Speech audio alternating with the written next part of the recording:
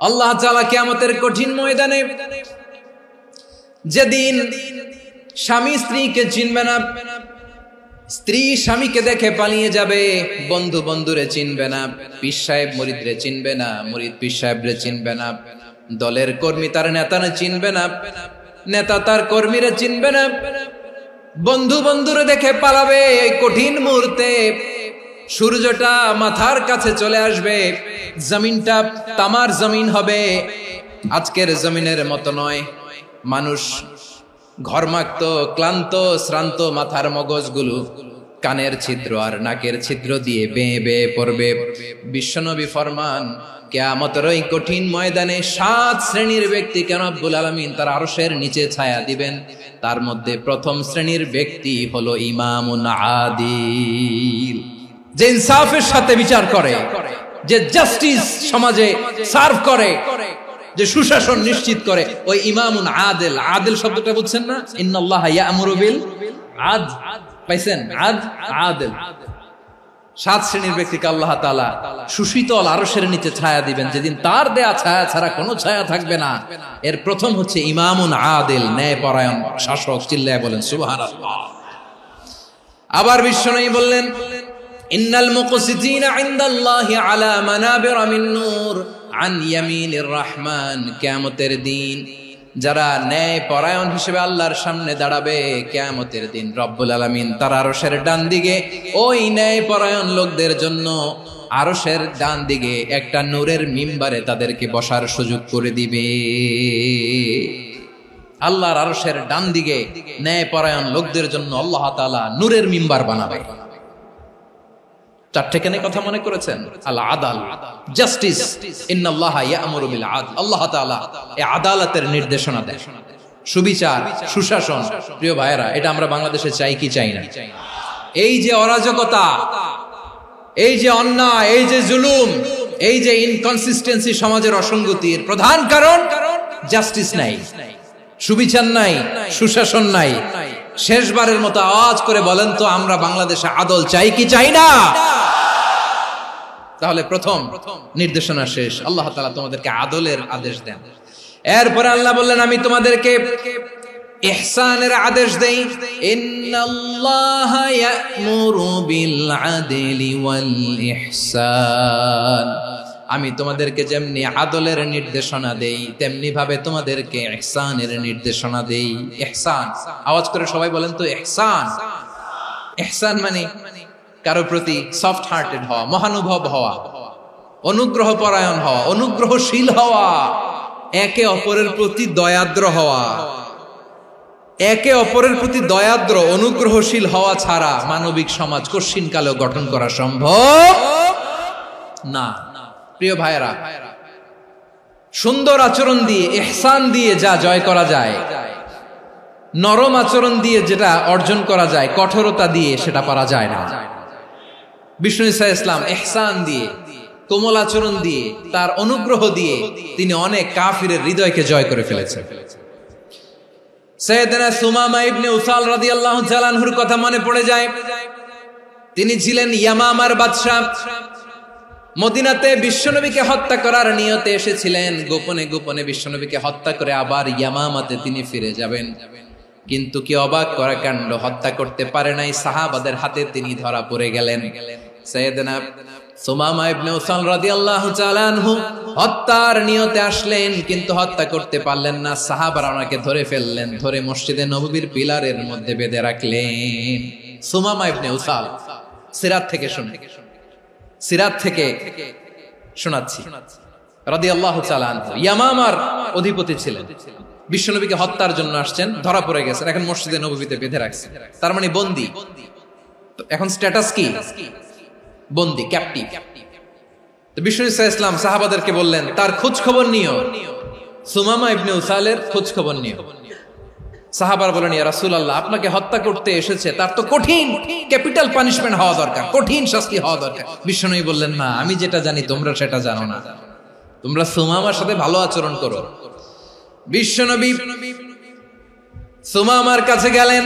প্রথম দিন যে তিনি কালেমার দাওয়াত দিলেন, ইমানের দাওয়াত দিলেন, ইসলামের দাওয়াত দিলেন, রিসালাতের দাওয়াত দিলেন, আখিরাতের দাওয়াত দিলেন। পরের দিন যে বিশ্বনবী সালাতের দাওয়াত দিলেন, যাকাতের দাওয়াত দিলেন, ইসলাম কি, কিভাবে, কেমন করে পালন করতে হয় চমৎকার আর্টিকুলেট করতে শুরু করলেন।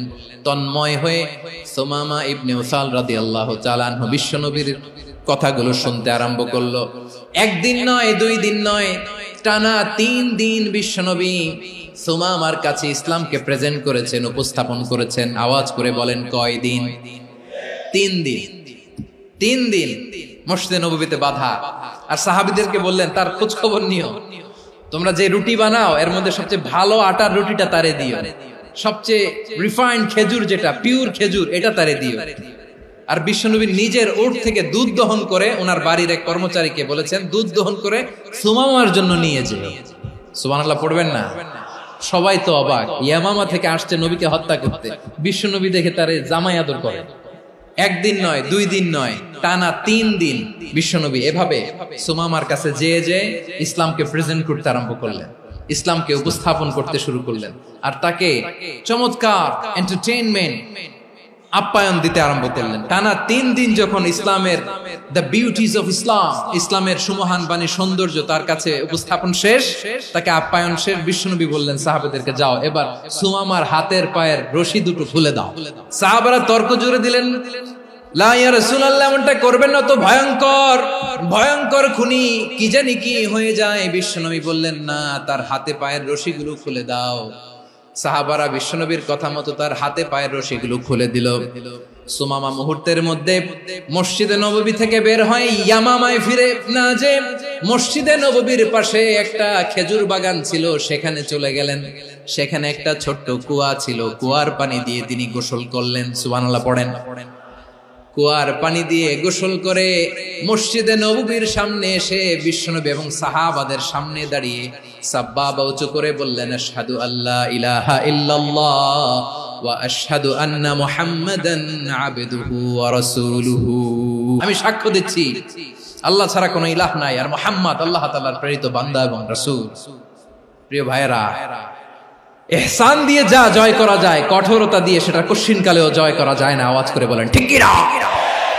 এবার সুমামা দাঁড়িয়ে বলে, ওগো নবী, আমি তো কালিমা পড়ে মুসলমান হয়ে গেলাম, এবার শোনেন, এই মুহূর্তের আগে আপনার চেহারার চাইতে নিকৃষ্ট কোনো চেহারা আমার কাছে ছিল না, কিন্তু শাহাদা পাঠ করার পরে আপনার চেহারার চাইতে উত্তম শ্রেষ্ঠ কোনো চেহারা আমার কাছে আর নাই। ও নবী, আজকের দিনের আগে ইসলাম ধর্মের চেয়ে নিকৃষ্ট অপছন্দনীয় কোনো ধর্ম আমার কাছে ছিল না, কিন্তু এই মুহূর্ত থেকে ইসলামের চেয়ে সেরা শ্রেষ্ঠ পছন্দনীয় কোনো ধর্ম আমার কাছে নাই। নবী গো, আজকের দিনের আগে মদিনার চাইতে অপছন্দনীয় নিকৃষ্ট কোনো শহর আমার কাছে ছিল না, কিন্তু এই মুহূর্তের পর থেকে মদিনার চাইতে কোনো শ্রেষ্ঠ শহর আমার জানা নাই। সে ছিল গমের বড় ডিলার, গম বেচতো। কি বেচতো? তার গম কিনে মক্কার লোকেরা রুটি খাইতো। সে ঘোষণা দিল, আজকে থেকে মক্কাবাসীদের জন্য সব গম আমি হারাম করে দিলাম, মক্কাবাসী এখন না খেয়ে মরে। সুবহানাল্লাহ পড়বেন না?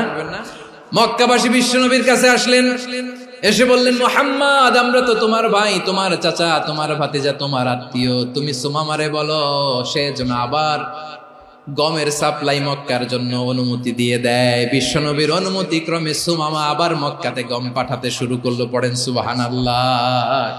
ইহসান, ইহসান দিয়ে আপনি যেটা জয় করতে পারবেন, you can win the heart of your enemies. ইহসান দিয়ে আপনি আপনার শত্রুর হৃদয়কে জয় করতে পারবেন। এজন্য আল্লাহ বললেন, ওয়া আনফিকু ফি সাবিলিল্লাহি ওয়া লা তুলকু বিআইদিকুম ইলাত তাহলুকা ওয়া আহসিনু ইন্নাল্লাহা ইউহিব্বুল মুহসিনিন। তোমরা আল্লাহর রাস্তায় দান করবে আর নিজেরা নিজেদেরকে ধ্বংসের হাতে ঠেলে দিও না। তোমরা একে অপরের প্রতি ইহসান করবে, কারণ ইহসানকারীদেরকে আল্লাহ বড় ভালোবাসেন। সুবহানাল্লাহ পড়েন। আবার সূরা রহমানে আল্লাহ বললেন, হাল জাযাউল ইহসানি ইল্লাল ইহসান ফাবিআইয়ি আলা, সবাই পড়েন ফাবিআইয়ি আলাই রাব্বিকুমা তুকাযযিবান। ইহসানের প্রতিদান হিসেবে ইহসানি হয়। বিশ্বনবী সুমামার প্রতি যেমন ইহসান করেছেন, সুমামাও ঠিক তেমন ইহসান ফিরিয়ে দিয়েছে। ঠিক কিনা বলেন? তাহলে এক নম্বরে হচ্ছে আদ, ন্যায় বিচার। দুই নম্বরে সবাই বলেন ইহসান, সদাচরণ। ইহসান দুই ধরনের প্রিয় ভাইরা, ইহসান ফিল ইবাদা, ইহসান ফিল মুআমালা। ইহসান ফিল ইবাদা হচ্ছে একাগ্র অনুভবে ইবাদতে ডুব দেওয়া, এর নাম ইবাদতের ইহসান। সুবহানাল্লাহ পড়ুন। বিশ্বনবী বলেন ইহসান মানে কি জানো নাকি? হাদিসে জিবরিলে সাইয়েদনা জিবরিল আলাইহিস সালাম বিশ্বনবীকে বললেন আখবিরনি আনিল ইহসান। নবী আমাদেরকে বলেন ইহসান মানে কি? বিশ্বনবী বললেন আনতা আবুদাল্লাহা কাআন্নাকা তারাহু ফাইন লাম তাকুন তারাহু ফাইন্নাহু ইয়ারাক। ইহসান মানে হলো এমন ভাবে তুমি আল্লাহর সামনে নিজেকে উজাড় করে ইবাদত করবে, তুমি ভাববে তুমি আল্লাহকে দেখতে পাচ্ছ। আর এটা যদি ভাবা তোমার জন্য কঠিন হয়ে যায়, অন্তত এতটুকু তুমি ভাববা যে আল্লাহ তোমাকে দেখতে পাচ্ছেন। ঠিক কিনা বলেন? ও আমার বীর চট্টলার ভাইয়েরা, কেউ যেটা দেখে না সেটা দেখে কে? এই বিশ্বাস হৃদয়ের মধ্যে আছে? নামাজে যখন দাঁড়ান এই ফিলিংসটা আনা যাবে? এসা পর্যন্ত যে আমরা হায়াত পাবো কোনো গ্যারান্টি আছে? সবাই আওয়াজ করে বলেন গ্যারান্টি আছে? গ্যারান্টি নাই। এজন্য বিষ্ণু ইসলাম বলেছে এমন ভাবে নামাজে দাঁড়াও, ইবাদত করো, মনে করো হতে পারে এটাই আমার জীবনের শেষ নামাজ। পারফর্ম দ্য সালাহ as if this is your last and final prayer. এমন ভাবে সালাতে দাঁড়াও, ভাবো হতে পারে এটাই তোমার জীবনের শেষ নামাজ। এমন ভাবে নামাজে দাঁড়াও, ভাবো এটাই শেষ নামাজ। তাহলে নামাজে একাগ্রতা বাড়ায় দিবে কে? ফলে ইবাদতের ইহসান আমাদের অর্জিত হবে। আর মুআমালাতে ইহসান হলো, বিশ্বনবী বলেন ইন্নাল্লাহা তাবারাকা ওয়া তাআলা كتب الإحسان على كل شيء فإذا قتلتم فأحسنوا القتلة وإذا ذبحتم فأحسنوا الذبح وليحد أحدكم شفرته وليرح ذبيحته। ইহসান দুই ধরনের, আওয়াজ করে বলতে হবে কয় ধরনের? একটা হচ্ছে ইহসান ফিল ইবাদা, ইবাদতে ইহসান। ইবাদতে ইহসান কি? একাগ্র অনুভব দিয়ে ইবাদত করা, মন প্রাণ দিয়ে ইবাদত করা। আর মুআমালাতে ইহসান কি? সব কাজে, দৈনন্দিন কাজে, কর্মে, সামাজিক অ্যাক্টিভিটিতে কোমলতা প্রদর্শন করা, অনুগ্রহের সাথে সবকিছু করা। আল্লাহ তাআলা ইন্নাল্লাহা তাবারাকা ওয়া তাআলা কাতাবাল ইহসান আলা কুল্লি শাই, তিনি সবকিছুর ব্যাপারে ইহসানকে আবশ্যক করেছেন। সবকিছু, মুমিনের সব কাজে ইহসানের পরশ থাকবে। ওয়া ইযা কাতালতুম ফাহসিনুল কিতলা, বিষ্ণুই বলেন তুমি যখন কাউকে হত্যা করো ইহসানের সাথে করো। সুবহানাল্লাহ পড়বেন না? যখন হত্যা করো তখনও ইহসানের সাথে। আচ্ছা হত্যা করবো আবার ইহসান আসবে করতে, করে তো মেরেই ফেলবো আমি। আল্লাহ, ও ভাই একজন খুন করেছে, খুনি, রাষ্ট্রীয় আইনে তার শাস্তি হয়েছে ডেথ পেনাল্টি, মৃত্যুদণ্ড। এখন মৃত্যুদণ্ড দেখে আপনি যেমনি মন চায় তেমনি মারবেন লোকটারে? ওর নাক কেটে ফেলতে পারবেন? ওর কান কাটতে পারবেন? ওর চোখ উপড়ে ফেলতে পারবেন আপনি? যেমন মন চায় তার অঙ্গহানি করা যাবে না। ইহসানের সাথে তাকে হত্যা করো। সুবহানাল্লাহ, this is Islam, this is the true essence of Islam. ওয়া ইযা যাবাহতুম ফাহসিনু যাবহা, যখন জবাই করবে তখনও ইহসানের সাথে জবাই করো। করব জবাই, ওইখানেও নাকি ইহসান। আচ্ছা কুরবানির দিন আমরা পশুগুলোরে কি করি বলেন সবাই আওয়াজ করে? জবাই। জবাই মানে তো এটার মেরেই ফেলতেছি, একটু পরে তো টুকরো টুকরো করে গোশতগুলো খাবো, এটা তো খাবো, এটা তো মেরেই ফেলবো। বিষ্ণু বলে না, জবাইয়ের মধ্যেও মুমিনের জবের ভেতরেও ইহসানের পরশ থাকা চাই। যখন জবাই করবে প্রাণীটাকে হাত পা টাইট করে বেঁধে নাও, ছুরিটাকে শার্পেন করে নাও, ধারালো করে নাও, যাতে অল্প সময়ে জবাইটা হয়ে যায়, প্রাণীটা যাতে কম কষ্ট পায়। সুবহানাল্লাহ পড়ে। দিস ইজ কল্ড ইহসান। আল্লাহ তাআলা যেমনি আদলের আদেশ করেছেন, ন্যায় বিচার, জাস্টিস এনশিওর করতে বলেছেন, সমাজে ইহসানের ব্যবহার, ইহসানের অনুশীলন তিনি করতে বলেছেন। এজন্য মুমিনের প্রতিটি কাজে, আমার চট্টগ্রামের ভাইরা আমার দিকে তাকান, খেয়াল করে শুনুন, মুমিন জীবনের প্রতিটি কাজে ইহসানের পরশ থাকা চাই। আমরা যেন আমাদের পরিবারের প্রতি ইহসান করি, আমরা যেন আমাদের কর্মচারীদের প্রতি ইহসান করি, আমরা যেন আমাদের কলিগদের প্রতি ইহসান করি, আমরা যেন আমাদের ভাইদের প্রতি ইহসান করি। মুমিন জীবনের প্রতি কাজে ইহসানের পরশ থাকার দরকার আছে না নাই? কথা বুঝতে পেরেছেন? তাহলে আল্লাহ তাআলার তিনটা আদেশ ছিল, কয়টা গেল? প্রথমে কি ছিল? আদল। 2 নম্বরে, 3 নম্বরে রব্বুল আলামিন বললেন ওয়া ইতাইদিল কুরবা, নিকটাত্মীয়দেরকে দান করো, নিকটাত্মীয়দেরকে দাও, যারা তোমাদের ব্লাড কানেকশনের আত্মীয় তাদেরকে তোমরা দাও। এখানে জেনারেলি বললেন দাও, কি দিব সেটা তিনি এখানে বলেন নাই, সেটা তিনি সূরাতুল ইসরার মধ্যে বলেছেন। আল্লাহ বলেন ওয়া আতিদাল কুরবা হাক্কাহ, নিকটাত্মীয়দেরকে তাদের অধিকার, তাদের প্রাপ্য তোমরা বুঝিয়ে দাও। দেখেন, একটা শান্তির সমাজ, একটা সমৃদ্ধ সমাজ, একটা মানবিক সমাজ গঠনের জন্য আল্লাহ তাআলা বেশি না মাত্র 3টা অর্ডার, 3টা ভার্ডিক্ট তিনি জারি করেছেন। 1 নাম্বার সুশাসন, ন্যায় বিচার। 2 নাম্বার ইহসান। 3 নাম্বার নিকটাত্মীয়, যারা কাছের, তোমার ভেরি ক্লোজ রিলেশনশিপে আছে, তাদেরকে দাও। দাও, দিলে বাড়িয়ে দেয় কে? অনেকে দিতে চায় না, কৃপণতা করে। দিলে বাড়ায় দেয় কে? ও মিয়া, মদিনার মধ্যে সবচাইতে গরিব সাহাবী ছিল বেলাল রাদিয়াল্লাহু তাআলা আনহু। ওনার এন্টায়ার অ্যাসেট, সম্পদের পরিমাণ কতদূর জানেন? একটা লুঙ্গি। বেলাল রাদিয়াল্লাহু তাআলা আনহু, ওনার টোটাল ওয়েলথের এস্টিমেশন হচ্ছে মাত্র একটা লুঙ্গি। একটা লুঙ্গি, টোটাল ওয়েলথ এস্টিমেশন, টোটাল সম্পদের পরিমাণ বেলাল রাদিয়াল্লাহু তাআলা আনহুর কি ছিল? ওই বেলাল রাদিয়াল্লাহু তাআলা আনহুকে বিষ্ণু ইসলাম বলেছেন আনফিক ইয়া বেলাল, ও বেলাল তুমিও দাও। ওয়ালা তাখশা মিন যিল আরশি ইখলালা, আরশের অধিপতির তো কোনো ঘাটতি নাই, তুমি দিলে ওই আল্লাহ তোমারে বাড়ায় দিবে। এজন্য আমার প্রিয় ভাইয়েরা, দিলে কমে না, দিলে বাড়ে। অনেকে ধরে রাখে, নতুন কিছু নিতে পারে না, হাত দিয়ে যেটা ধরে রেখেছেন এটা দিয়ে দেন, বড় একটা ধরার সুযোগ পাবেন। জোরে বলেন ঠিক কিনা? রব্বুল আলামিন বললেন 3 নাম্বার আদেশ হলো তোমাদের প্রতি সমাজটারে কেমন করে মানবিক সমাজ, সুন্দর সমাজ গড়বা। 3 নাম্বার আদেশ হলো ওয়া আতিদাল কুরবা হাক্কা, নিকটাত্মীয়দেরকে তাদের প্রাপ্য বুঝিয়ে দাও।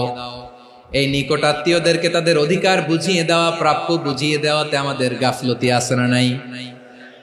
অনেকে দেখবেন অনেক আল্লাহওয়ালা, তাহাজ্জুদ গুজার, সেজদা দিতে দিতে কপালে কালো দাগ ফেলে দিছে, সে তার বোনের হকটা আদায় করে নাই, আছে না নাই?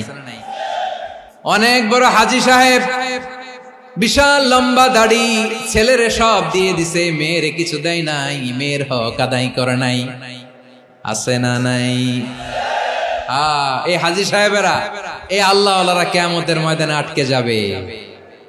আপনি অন্যের অধিকার নষ্ট করেছেন, তাদের রাইটস কে ভায়োলেট করেছেন।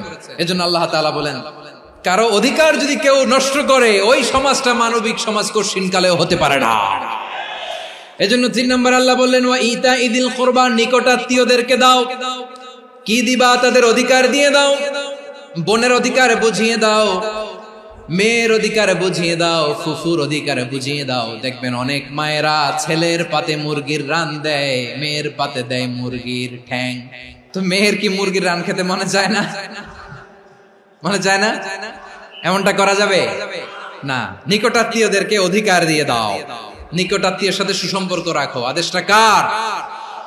এজন্য প্রিয় ভাইয়েরা, জীবনে যদি বারাকা অর্জন করতে চান, নিকটাত্মীয়দের সাথে সুসম্পর্ক রাখতে হবে, তাদের জন্য উপহার পাঠাতে হবে। বিশ্বনবী বলেন লা ইয়াদখুলুল জান্নাতা কাতে, যে ব্যক্তি আত্মীয়তার সম্পর্ককে ছিন্ন করে দেয়, সে কঠিন কালেও আল্লাহর জান্নাতে ঢুকবে না।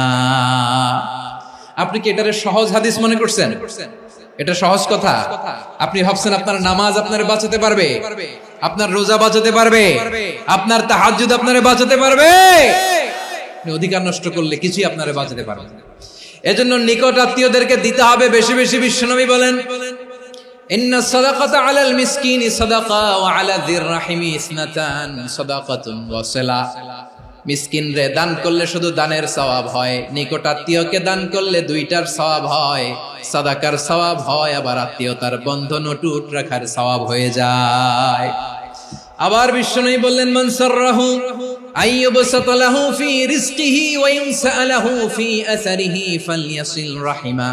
যে ব্যক্তি তার রিজিকের প্রশস্ততা চায় আর হায়াতে বরকত চায়, সে যেন তার আত্মীয়ের সাথে সুসম্পর্ক রাখে। আমার প্রিয় চট্টলার ভাইয়েরা, আমাদের রিজিক বাড়ুক, এটা আমরা চাই কি চাই না? সবাই চান? হ্যাঁ, আমাদের রিজিকে প্রশস্ততা আসুক, চাই কি চাই না? আমাদের হায়াতে বরকত আসুক, আমরা চাই কি চাই না? এই দুইটা যদি চান তাহলে নিকটাত্মীয়দের সাথে সুসম্পর্ক রাখবেন। পারবেন? তাহলে সমাজটারে মানবিক সমাজ বানায় দিবে কে? তিনটা আদেশ চলে গেল। 1 নম্বরে কি ছিল? 2 নম্বরে, 3 নম্বরে নিকটাত্মীয়দেরকে দান। আল্লাহ তাআলা তিনটা জিনিসের যেমনি আদেশ করেছেন, অনুরূপ ভাবে তিনটা বিষয় তিনি বারণ করেছেন, নিষেধ করেছেন, ওগুলোর কাছেও যাওয়া যাবে। রাব্বুল আলামিন বলেন, ওয়ায়ানহা আনিল ফাহশাই ওয়াল মুনকারি ওয়াল বাগি। আমি যেমনি তিনটি বিষয়ে আদেশ করলাম, অনুরূপ ভাবে তিনটি বিষয়ে বারণ করলাম, নিষেধ করলাম। আমার 1 নাম্বার নিষেধাজ্ঞা হলো অশ্লীলতার প্রতি। ফাহশা, ওয়ায়ানহা আনিল ফাহশা, আল্লাহ তাআলা অশ্লীলতাকে নিষেধ করেছেন। কোন জিনিসকে? সবাই বলুন, কোন জিনিসকে? যত ধরনের, যত টাইপের, যত ক্যাটাগরির অশ্লীলতা হতে পারে, সব অশ্লীলতাকে হারাম করেছেন কে? ফাহশা মানে কি? কথায়, কাজে, আচরণে, কমেন্ট, ফেসবুকের কমেন্টসে যত ধরনের নোংরামো আছে, যত ধরনের অশ্লীলতা আছে, এটাকে আরবিতে বলে ফাহশা। রাব্বুল আলামিন বলেন, কুল ইন্নামা حرم ربي الفواحش ما ظهر منها وما بطن। ও নবী, আপনি বলে দেন, আমার রব প্রকাশ্য, অপ্রকাশ্য, স্পষ্ট কিংবা অস্পষ্ট, দৃশ্যমান কিংবা অদৃশ্যমান সব অশ্লীলতাকে হারাম করেছেন। সব ধরনের অশ্লীলতা হারাম। আল্লাহ তাআলা আমাদেরকে অশ্লীলতা থেকে বাঁচান। এবার বলেন, আমাদের সমাজে অশ্লীলতা আছে না নাই? অশ্লীলতা নানা ভাবে, নানা নামে, নানা মোড়কে আমাদের সমাজে আছে না নাই?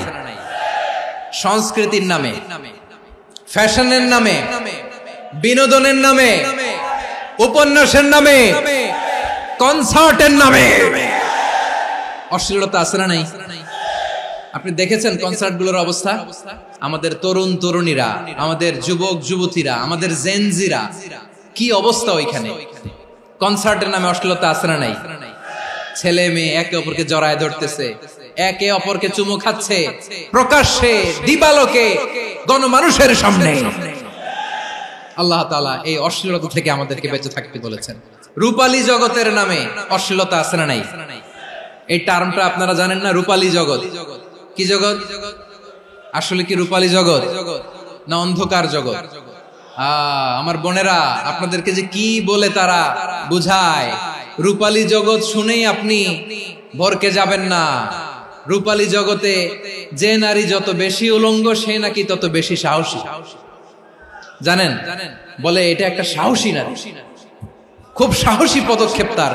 যত বেশি শরীর থেকে কাপড় নামাতে পারবে, যত বেশি বস্ত্রহীন হয়ে নিজেকে প্রেজেন্ট করতে পারবে, সে নাকি তত বেশি সাহসী। আমার চট্টলার ভাইয়েরা, শয়তানের প্রথমে এজেন্ডা ছিল বনি আদমকে বস্ত্রহীন করা। সে আদম এবং হাওয়া আলাইহিস সালামকে নিষিদ্ধ গাছের ফল খাইয়ে তাদেরকে বস্ত্রহীন করেছে। এই জামিনেও সে আমাদেরকে বস্ত্রহীন করতে চাইবে। এই রূপালী জগতের নামে তারা এটা করে। আমার প্রিয় বোনেরা, আপনি জানেন না আপনার দাম কত? ওরা আপনাদেরকে বিজ্ঞাপনের সস্তা পণ্য বানাতে চায়। ওরা আপনাদেরকে ওদের ভোগের লিপসার টুলস বানাতে চায়। ওরা আপনাদেরকে দিয়ে ওদের খায়েশ পূরণ করতে চায়। এটা আপনাদের জন্য মোটেও ডিগনিটি নয়, এটা আপনাদের জন্য সম্মান নয়। আপনার সম্মান শালীনতায়, আপনার সম্মান হেজাবে, আপনার সম্মান ভদ্রতায়, আপনার সম্মান আপনার ডিসেন্ট পোশাকে। পোশাক বলে দেয় এই নারীটা ভদ্র না অভদ্র। পোশাক বলে দেয় এই মেয়েটা কোন ঘরের মেয়ে। আপনি জানেন না, আপনারা সস্তা পণ্য বানায়, ভোগের পণ্য, বিলবোর্ডে আপনাকে উলঙ্গ করে উপস্থাপন করে। এই অশ্লীলতার সাথে ইসলামের কোন সম্পর্ক। এজন্য আল্লাহ বলেন, আমি অশ্লীলতাকে হারাম করেছি। অশ্লীলতাকে হারাম করার প্রথম কারণ হলো এর মাধ্যমে মানবতাকে অপমানিত করা হয়। কারণ মানুষের সম্মান মানুষের পোশাকে। মানুষ যখন পোশাকহীন হয়ে যায়, বস্ত্রহীন হয়ে যায়, তার সম্মান কমে যায়, ঠিক কিনা? অশ্লীলতাকে হারাম করার প্রথম কারণ হচ্ছে মানুষ মানুষকে অপমান করে। একটা নারী, সে তো সম্মানিত, নারী যে কত সম্মানিত নারীর এটা বুঝেই নাই। বিশ্বনবী বলেন আদ-দুনিয়া কুল্লুহা মাতা ওয়া খায়রু মাতা'আদ দুনিয়া আল মারআতুস সালিহা। আমার বোনেরা, 5টা প্যান্ডেলে আপনারা এলইডিতে আমার আলোচনা শুনছেন, আমি জানি। আপনাদের এই গর্ভ যে কত দামি আপনি জানেন না।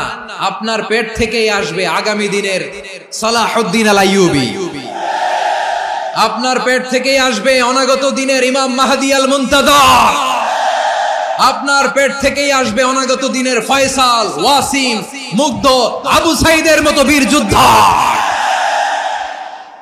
আমার প্রিয় বোনেরা, আমার প্রিয় বোনেরা, বিশ্বনবীর কথার ওজন খেয়াল করেন। আদ-দুনিয়া কুল্লুহা মাতা ওয়া খায়রু মাতা'আদ দুনিয়া আল মারআতুস সালিহা।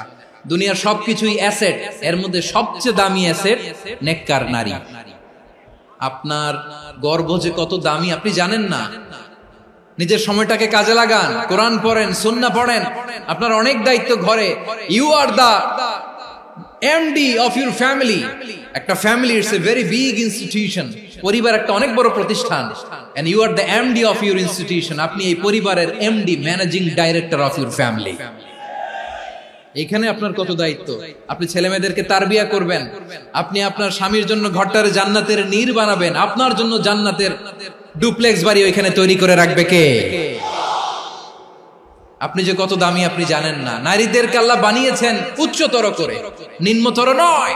নারীদেরকে ছোট্ট জিনিস দিলে এটারে বড় করে দেয়। নারীদেরকে ভ্রূণ দিলে, শুক্রাণু দিলে নারী এটারে বাচ্চা হিসেবে উপহার দেয়, ঠিক কিনা?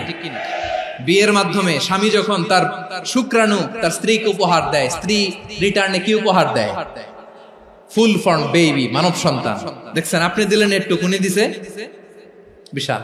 আপনি যদি নারীকে বাজার এনে দেন, নারী এটাকে সুস্বাদু খাবারে রূপান্তর করে দেয়। আপনি তাকে একটা মুচকি হাসি দিয়ে দেন, সে তার কলিজা দিয়ে দেয়। কিন্তু যদি আপনি তার মনে কষ্ট দেন, সে আপনার জীবনকে জাহান্নাম বানায়া দেয়। নারীর মন বুঝতে পারলে নেয়ামত, বুঝতে না পারলে কিয়ামত। আমার প্রিয় বোনেরা, আপনি যে কত দামি আপনি জানেন না। অনেক দামি আপনি। আপনাদেরকে যেন ভোগের সস্তা পণ্য বানাতে না পারে, আপনাদেরকে সচেতন থাকতে হবে। তাহলে কেন আল্লাহ তাআলা এই ফাহশা, অশ্লীলতাকে হারাম করলেন? 1 নাম্বার, এতে হিউম্যান ডিগনিটি কমে। 2 নাম্বার, এতে মানুষের অধিকার নষ্ট হয়। আপনি বিয়ে করেছেন, এরে পরকিয়া করেন, ওর সাথে এরকম আছে না নাই? স্ত্রীর অধিকার নষ্ট করেছেন। আপনি বিবাহ সম্পর্কে আবদ্ধ হয়েছেন তার সাথে, আপনি পরকিয়া করেন ওই ছেলের সাথে, আপনি আপনার হাজবেন্ডের সাথে বিট্রে করেছেন। এজন্য আল্লাহ অশ্লীলতাকে হারাম করেছেন। অশ্লীলতাকে হারাম করার আরেকটা কারণ হচ্ছে আল্লাহ তাআলা এই হিউম্যান জেনারেশনকে, এটাকে প্রিজার্ভ করতে চায়। হিফজুন নাসল, এটা মাকাসিদুশ শরিয়ার অনেক গুরুত্বপূর্ণ একটা মাকাসিদ, অনেক গুরুত্বপূর্ণ। আপনার নাসল, আপনার জেনারেশনকে সংরক্ষণ করা। এই যে আসতেছে ফেব্রুয়ারি, কত ফেব্রুয়ারি জানো? এটা কি বিশ্ব ভালোবাসা দিবস? হ্যাঁ, কি দিবস? এই বিশ্ব ভালোবাসা দিবসের সাথে মুসলমানদের কোনো সম্পর্ক নাই। আমার প্রিয় ভাইরা, এই যে আপনি অবৈধ সম্পর্কে জড়ালেন, কেন আল্লাহ অশ্লীলতাকে হারাম করেছে দেখেন। বলতেছিলাম যে এটা আপনার নাসল, আপনার জেনারেশন, আপনার লিনিয়েজ, আপনার বংশকে প্রিজার্ভ করা। কে কার বাবা, কে কার মা, বাবা মা জানা, প্রজন্মকে প্রিজার্ভ করা, এটা ইসলাম ওয়াজিব করে দিয়েছে। এই যে অবৈধ সম্পর্কের কারণে, বিশ্ব বেহায়া দিবসের কারণে, এগুলোর আউটকাম, আউটপুট হিসেবে মাঝে মাঝে এই ঢাকা মেডিকেলের ডাস্টবিনে নবজাতকের বাচ্চার কান্নার আওয়াজ শুনতে পাওয়া যায়। চট্টগ্রাম মেডিকেলের ডাস্টবিনে নবজাতকের কান্না শুনতে পাওয়া যায়। বীর চট্টলার মুসলমানেরা বুঝতে পারলে আওয়াজ করে বলেন, এই যে চট্টগ্রাম মেডিকেলে যে নবজাতকটা পাওয়া গেল, ওর বাবাকে আমাকে বলেন, ওর মাকে, ও কোন ফ্যামিলির সন্তান কেউ জানে? আপনি হিউম্যান ডিগনিটিকে অপমান করেছেন না? আপনি তার ভবিষ্যৎকে অন্ধকার করেছেন না? আপনি তার লিনিয়েজকে প্রশ্নবিদ্ধ করে দিয়েছেন না? এই জন্য আল্লাহ তাআলা অশ্লীলতাকে আমাদের জন্য হারাম করে দিয়েছেন। পড়েন সুবহানাল্লাহ।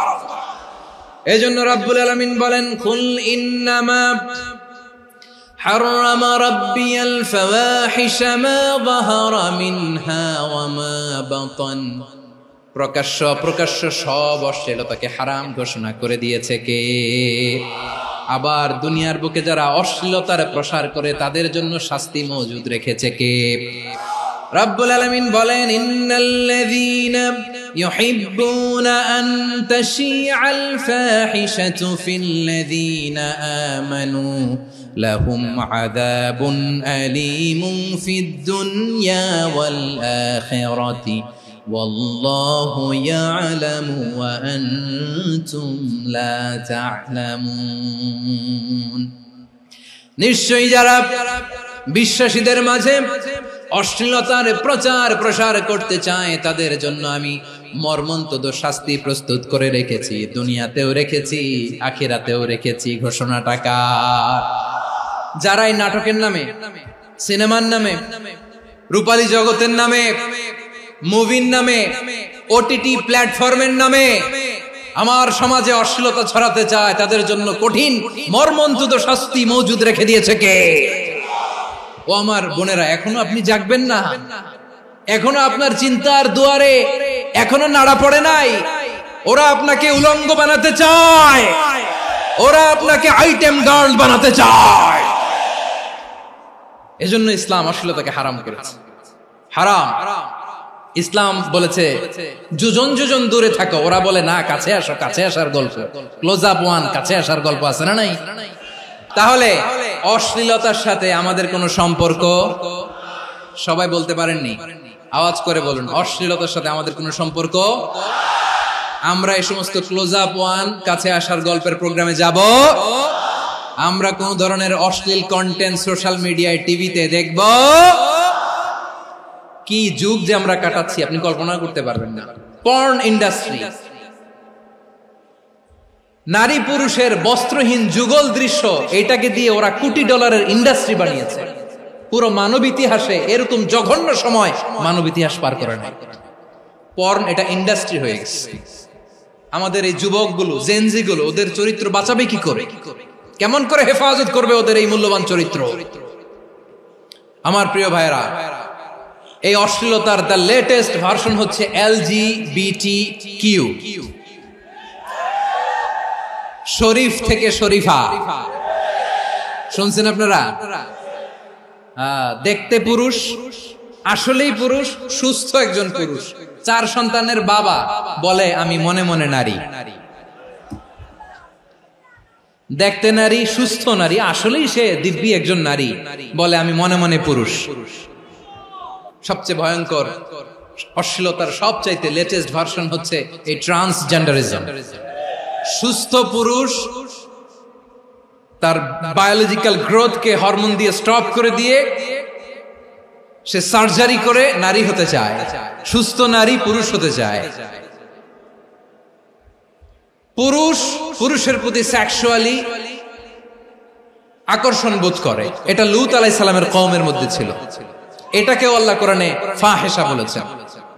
ওয়ালুতান ইয قال لقومه أتأتون الفاحشة ما سبقكم بها من أحد من العالمين। লূত আলাইহিস সালাম বললেন, তোমরা কি এমন এক অশ্লীল কার্যক্রমে ডুব দিলে নাকি যেটা গোটা বিশ্বের কেউ কখনো করে নাই, তোমরাই প্রথম করেছো? পড়েন নাউযুবিল্লাহ।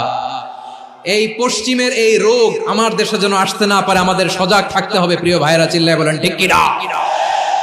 পশ্চিমের অবস্থা ভয়ঙ্কর। পাশ্চাত্যে, আমি যুক্তরাষ্ট্রে ছিলাম অনেকদিন, কয়েক মাস, বিভিন্ন স্টেটে ঘুরেছি। গার্ডিয়ানরা উদ্বিগ্ন, ছেলে মেয়েদেরকে, ছোট্ট ছেলে মেয়ে, ওদেরকে জিজ্ঞেস করে, তুমি how do you feel right now inside yourself? তুমি ভিতরে ভিতরে কেমন ফিল করো? তোমার কি ছেলে ছেলে লাগে না মেয়ে মেয়ে লাগে? আচ্ছা বলেন, এই ছোট্ট বাচ্চাটা ওকে এগুলো জেন্ডার অ্যাসাইনমেন্ট বলতে এগুলো কিছু বুঝে? এইভাবে মিসগাইড করা হচ্ছে। কৌতূহল বশত ছোট্ট ছেলে যদি বলে আমার তো মেয়ে মেয়ে লাগে, তখন বলে যে না তুমি মেয়ে, ছেলে না। মা বাবা বাধা দিলে ওকে আলাদা গভর্নমেন্ট হাউসে নিয়ে যায়। ভয়ঙ্করতম অবস্থা। আমরা একটা সময় শুনতাম যে হুজুর আমার ছেলেটা খুব ভালো, হাফেজে কোরআন, আল্লাহওয়ালা। হুজুর আমার ছেলে দাড়ি রাখছে, আল্লাহওয়ালা। হুজুর আমার ছেলে 5 ওয়াক্ত সালাত জামাতের সাথে পড়ে, তার মানে আল্লাহওয়ালা। পশ্চিমে যে আমি কি শুনছি জানেন? ওরা বলে হুজুর আমার ছেলেটা ইউনিভার্সিটির একটা মেয়ের সাথে প্রেম করে, ও খুব আল্লাহওয়ালা, হুজুর দোয়া করবেন। এর কারণ ওদের কাছে আল্লাহওয়ালার ক্রাইটেরিয়া হচ্ছে হুজুর আমার ছেলেটা আরেক ছেলের পছন্দ করে নাই, আমার মেয়েটা আরেক মেয়েকে ভালোবাসে নাই, এজন্য আমার ছেলেটা আল্লাহওয়ালা হুজুর ওর জন্য একটু দোয়া করে দিয়ে। কি চ্যালেঞ্জ ওরা ফেস করতেছে। ওনার ছেলে যে আরেক ছেলেরে বিয়ে করবে না, এটাতেই উনি খুশি যে আলহামদুলিল্লাহ আমার ছেলেটা একটা মেয়েরে ভালোবাসে, আমার মেয়েটা একটা ছেলেরে ভালোবাসে, মানে এটা খুব আল্লাহওয়ালা। নাউজুবিল্লাহ পড়তে পারলেন না? এজন্য অশ্লীলতার সাথে আমাদের কোন সম্পর্ক। রাব্বুল আলামিন বলেন ওয়ায়ানহা আনিল ফাহশাই ওয়াল মুনকারি ওয়াল বাগি, তিনটা জিনিসকে আমি নিষিদ্ধ করলাম। এক নাম্বার হলো ফাহশা, অশ্লীলতা। দুই নম্বরে হলো মুনকারের সমস্ত মন্দ কাজ। মুনকার মানে হচ্ছে যত মন্দ কাজ, খারাপ কাজ, বাজে কাজ, এটার বলে মুনকার। এটার কি বলে? আপনারা পড়ছেন না তা'মুরুনা বিল মা'রুফি ওয়া তানহাউনা আনিল মুনকার, সৎ কাজের আদেশ, অসৎ কাজের নিষেধ।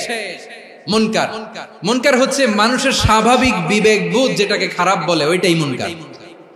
পৃথিবীর সব আসমানি গ্রন্থ যেটাকে খারাপ বলেছে, মানুষের স্বাভাবিক বিবেকবোধ যেটাকে খারাপ বলেছে, এগুলো সব মুনকার। যেমন ইফতিজিং, এটা কি ভালো না খারাপ?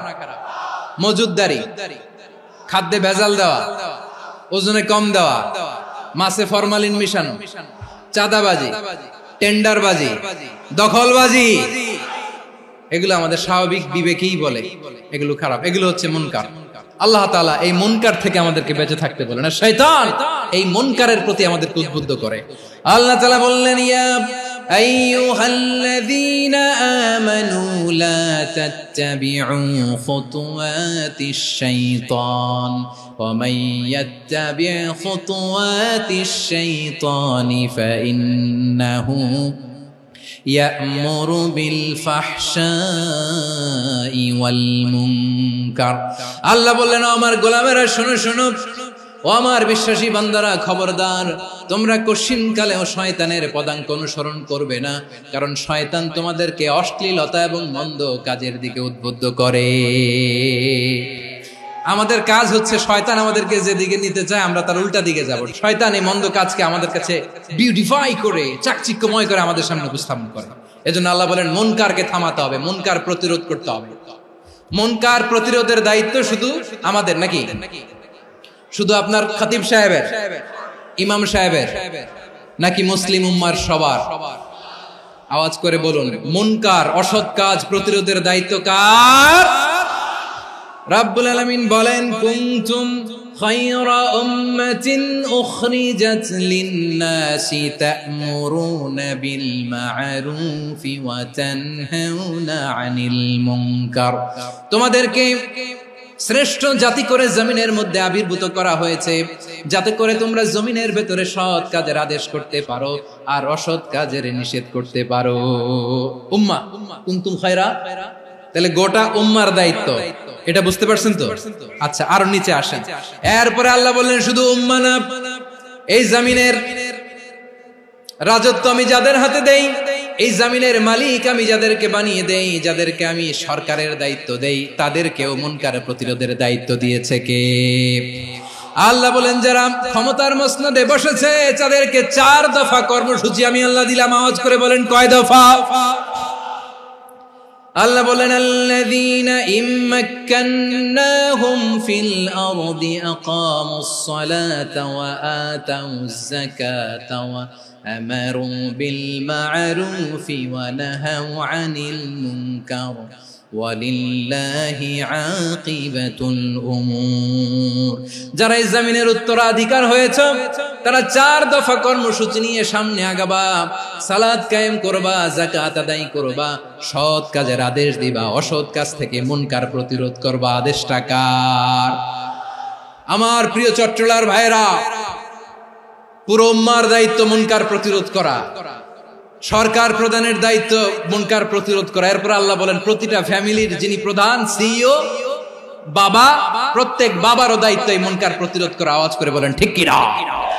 যেমনটি সাইয়েদনা লোকমান আলাইহিস সালাম ওনার কলিজার টুকরা সন্তানকে আদেশ করেছেন, ইয়া বুনাইয়া আকিমিস সালাতা ওয়া'মুর বিল মা'রুফি ওয়ানহা আনিল মুনকার। পড়েন সুবহানাল্লাহ।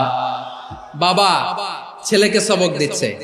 লোকমান আলাইহিস সালাম ছেলেকে বলতেছে, ওরে আমার কলিজার টুকরা সন্তান, ওরে আমার বাছা, নামাজ কায়েম করবা, সৎ কাজের আদেশ দিবা, আর মুনকার প্রতিরোধ করবা, অসৎ কাজ, সমাজ থেকে খারাপ কাজকে ঝেঁটে বিদায় করে দিবা। তাহলে দেখেন, আমি স্টেপ বাই স্টেপ নামলাম। পুরা উম্মার দায়িত্ব, জমিনের উত্তরাধিকারী আল্লাহ যাদেরকে বানিয়েছেন সরকার, তাদের দায়িত্ব, প্রতিটি ফ্যামিলির প্রধানের দায়িত্ব, এরপরে বিশ্বনবী বলেন সচেতন প্রতিটি মুসলিমের দায়িত্ব সমাজ থেকে মুনকারকে উৎখাত করা। বিশ্বনবী বলেছেন, মান রাআ মিনকুম মুনকারান ফালিয়ুগাইয়িরহু বিয়াদিহি ফাইন লাম ইয়াস্তাতি ফাবিলিসানিহি ওয়া ইন লাম ইয়াস্তাতি ফাবিকলবিহি ওয়া যালিকা আযআফুল ঈমান। সমাজে যে মুনকার দেখবে, খারাপ কাজ দেখবে, সেজন্য হাত দিয়ে সেটাকে থামায়। আমার প্রিয় ভাইরা, না থামালে আমরাই ডুববো শেষমেশ। আমাদের বাঁচার জন্য হইলেও থামাইতে হবে। রব্বুল আলামিন বলেন, ওয়াত্তাকু ফিতনাতাল লা তুসিবান্নাল্লাযীনা যালামু মিনকুম খাসসা। ও আমার গোলামেরা, ওই আযাবকে ভয় করো যে আযাব যখন আমি জমিনের বুকে পাঠাই, শুধু জালেমদেরকেই মারি না, আলেমদেরকেও মারি। আযাব যখন আসে তখন শুধু জালিমই মরে না, আলেমও মরে। জানেন, মুসা আলাইহিস সালামের পায়ে একবার লাল পিঁপড়া, তো উনি রেগে মেগে পাশি দেখে লাল পিঁপড়ার বাসা, পা দিয়ে ডলে মুছে সবগুলো পিঁপড়া মেরে ফেলছে। এই ঘটনাটা আল্লাহ ঘটিয়েছেন এজন্য। মুসা আলাইহিস সালাম ছিলেন কালিমুল্লাহ, সরাসরি আল্লাহর সাথে কথা বলতেন। তিনি আল্লাহকে জিজ্ঞেস করেছিলেন, আল্লাহ তুমি যখন কোন জনপদে আযাব পাঠাও, শাস্তি দাও, ওখানকার শুধু জালেমরাই তো মরে না, ভালো মানুষগুলাও মরে, তো আযাব দিবা মুশরিকদের উপর দিবা, অবাধ্যদের উপর দিবা, ভালো মানুষগুলোরে মারো কেন? আল্লাহ বললেন, মুসা তোমার যে কামড় দিছিল পায়ের মধ্যে পিঁপড়া, কয়টা পিঁপড়া? একটা পিঁপড়া, তো সবগুলারে মারলা কেন? রেগে মেগে পুরো পিঁপড়ার বাসা ভেঙে মেসাকার করলা কেন? আমি যখন অ্যাকশনে যাই, আমি যখন শাস্তি দেই, তখন এত বাস বিচার করা হয় না, বাস বিচার করা যায় না। যখন অ্যাকশনে যাওয়া হয়, ওইটা ডাইরেক্ট অ্যাকশন হয়ে যায়। চিল্লায় বলো ঠিক কি না? এজন্য আমাদের বাঁচার জন্য হলেও এই পাপ থামাতে হবে, এই শয়তানের অট্টহাসি থামাতে হবে, অন্যায় অপরাধ সমাজ থেকে আমাদের থামাতে হবে। কারণ আযাব আসলে ওরাও মরবে, আমরাও মরব। একটা জাহাজ 2 তলা, আপনি আছেন 2য় তলায়, নিচের তলার কিছু লোক জাহাজের তলা ছিদ্র করতে আরম্ভ করছে। কি ছিদ্র করতেছে? আচ্ছা, জাহাজের তলা ছিদ্র করলে তলা দিয়ে কি ঢুকে? এখন আপনি যদি বলেন আমার কি, আমি তো 2 তলায়, আমি তো ভালো আছি, ওরা ছিদ্র করে ওরা মরবে। আসলে কি শুধু ওরা মরবে? তলা দিয়ে যখন পানি ঢুকবে, জাহাজ ঢুকলে আপনিও মরবেন। এজন্য নিজে মরার আগে ওই পাগলগুলোর নিচতলায় যে থামাতে হবে। চিল্লায় বলেন ঠিক কি না? এজন্য আল্লাহ বললেন, মুনকার প্রতিরোধের দায়িত্ব সমাজের টপ টু বটম সবার। এজন্য মুনকার প্রতিরোধ করার দরকার আছে না নাই? সমাজে এই যে ইফটিজিং হয়, আপনার বোনের বয়সী একটা মেয়েকে কিছু বকাটে টিটকারি করে, এই বলে সেই বলে, নোংরা কথা বলে, রাস্তায় দেখেও আপনি পাশ দিয়ে না দেখার মতো চলে যান কেন? আপনি দাঁড়ান না কেন? আপনি দাঁড়ালেই তো থেমে যাবে, কারণ সত্যের যে শক্তি, তার সামনে মিথ্যা মুখ থুবড়ে পড়ে। আপনার সামনেও কিছুই না, নাথিং। আপনি দাঁড়ান, ওকে প্রশ্ন করেন যে আমার বোনকে তুমি ডিস্টার্ব করো কেন? আপনাকে দেখে আরো 5 জন দাঁড়াবে, 5 জনকে দেখে আরো 10 জন দাঁড়াবে। আমাদের নীরবতা আর আমাদের নিশ্চুপ থাকাই জালিমদেরকে আরো শক্তিশালী জালিম বানিয়েছে। এজন্য মুনকার প্রতিরোধের দায়িত্ব আমাদের সবার। টেন্ডারবাজি, চাঁদাবাজি, দুর্নীতি, অপরাধ, দখলদারিত্ব, মজুদদারি, এগুলো সব কিছু একসাথে প্রতিরোধ করতে হবে। ঠিক কিনা বলেন?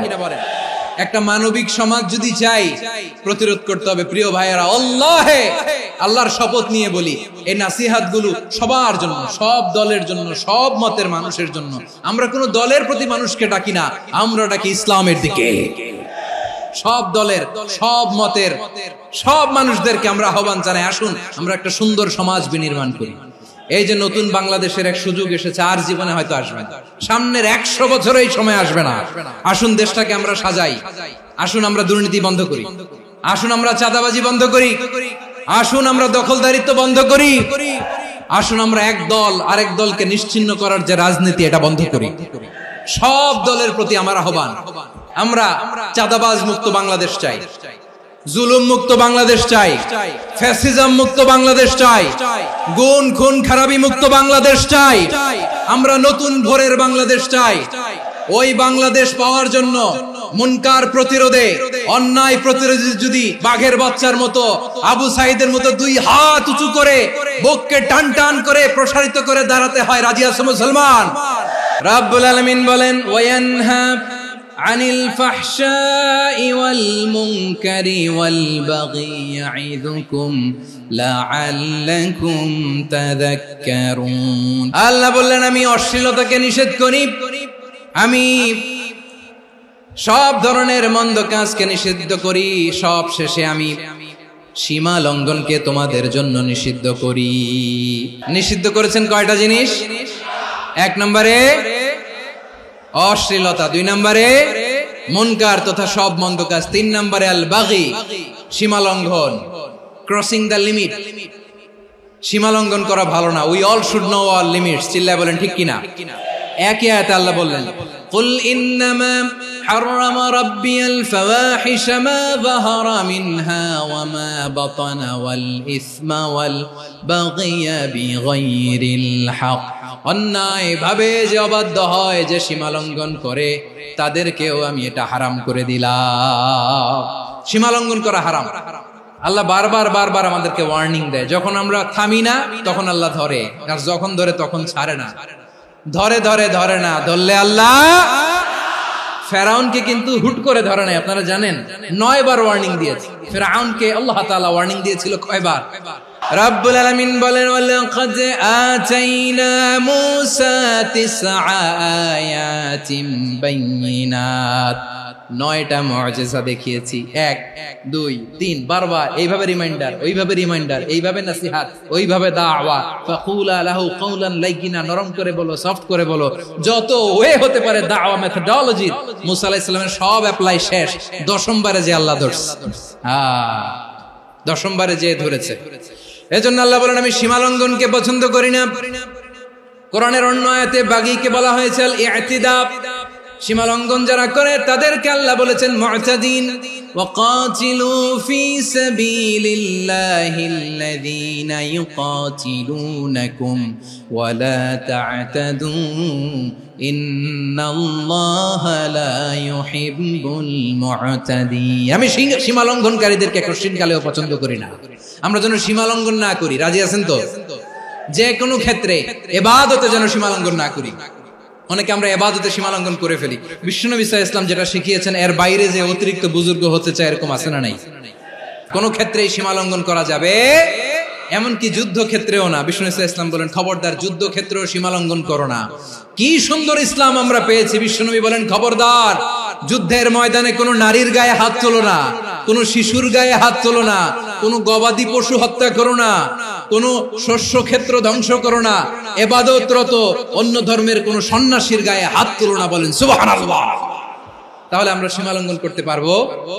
প্রিয় ভাইরা, একটা সুখী, সমৃদ্ধ, শান্তির সমাজ, মানবিক সমাজ যদি আমরা গঠন করতে চাই, আমাদের আল্লাহর দেয়া কয়টা আদেশ মানতে হবে বলেন দেখি? আর বেঁচে থাকতে হবে কয়টা জিনিস থেকে? আল্লাহর আদেশ কি? 1 নাম্বার আদাল, ন্যায়পরায়ণতা। আমরা সুবিচার, সুশাসন, ন্যায় বিচার চাই কি চাই না? 2 নম্বরে কি ছিল? মাশাআল্লাহ, আমরা যেন সবার প্রতি দয়া পরবশ হই, ইহসান করি। 3 নম্বরে কি ছিল? নিকটাত্মীয়দের দান করা, তাদের অধিকার প্রাপ্য বুঝিয়ে দেওয়া। পাশাপাশি 3টা জিনিস থেকে আল্লাহ বারণ করেছেন, নিষেধ করেছেন। তার প্রথমটা ফাহশা, অশ্লীলতা। অশ্লীলতার সাথে আমাদের কোনো সম্পর্ক। 2 নম্বর নিষেধাজ্ঞা কি ছিল? আল মুনকার, সমাজের যত মন্দ কাজ এগুলোকে আমরা প্রতিরোধ করব। রাজি আছেন তো সবাই? 3 নম্বরে আল বাগী, সীমালঙ্ঘন।